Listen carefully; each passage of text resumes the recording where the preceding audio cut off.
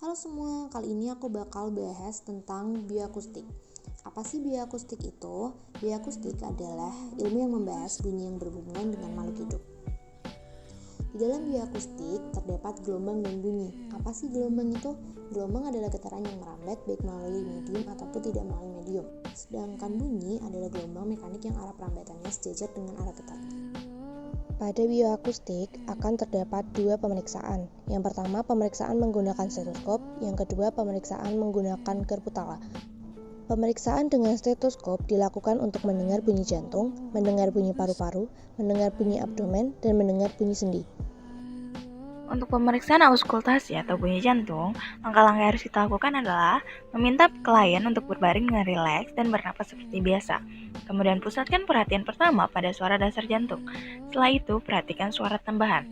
Pemeriksaan ini dilakukan untuk mengetahui apakah ada kelainan bunyi jantung seperti murmur. Baik Bapak, sekarang saya akan mulai pemeriksaannya ya. Yang pertama, kita lakukan auskultasi pada daerah kostek kedua sebelah kanan untuk mendengar bunyi jantung yang berasal dari katup aorta.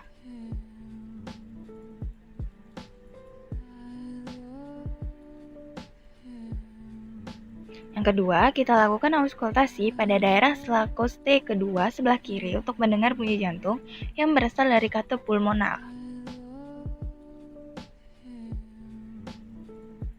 Yang ketiga, kita lakukan auskultasi pada daerah koste keempat dan 5 di tepi kanan dan kiri sternum untuk mendengar bunyi jantung yang berasal dari katup trikosped.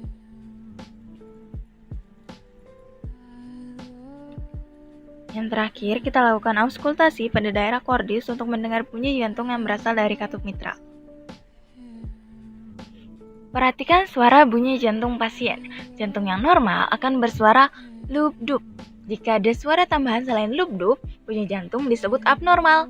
Salah satu bunyi jantung abnormal adalah bising jantung atau yang dikenal dengan murmur jantung. Murmur jantung bisa terdengar jika katup jantung tidak menutup atau membuka dengan benar. Selain itu, adanya kelainan bentuk jantung yang mengganggu aliran darah di dalam jantung juga bisa menyebabkan munculnya suara tambahan ini. Prosedur pemeriksaan auskultasi pada paru-paru. Yang pertama, klien diminta untuk berbaring dengan rileks. Lalu yang kedua, klien diminta untuk bernapas biasa.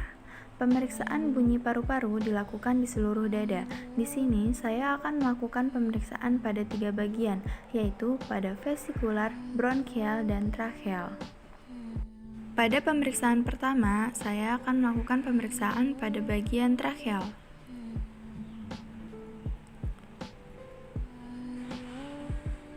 Lalu, pada pemeriksaan kedua, saya akan melakukan pemeriksaan pada bagian bronkial.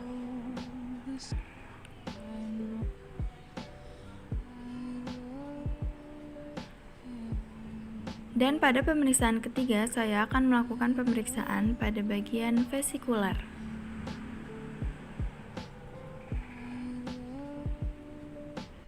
Bunyi yang dihasilkan pada paru-paru klien pada saat pemeriksaan terdengar suara napas yang normal tanpa ada mengi, stridor, atau suara napas abnormal lainnya.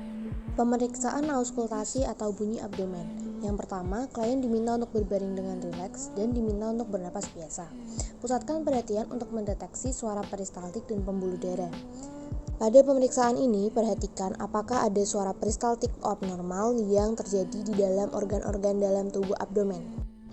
Pemeriksaan ini dilakukan pada 4 bagian daerah abdomen. Yang pertama, bagian abdomen atas sebelah kanan. Yang kedua, bagian atas sebelah kiri abdomen. Yang ketiga, bagian bawah sebelah kanan abdomen. Dan yang terakhir, bagian bawah sebelah kiri abdomen. Pemeriksaan auskultasi atau bunyi sendi.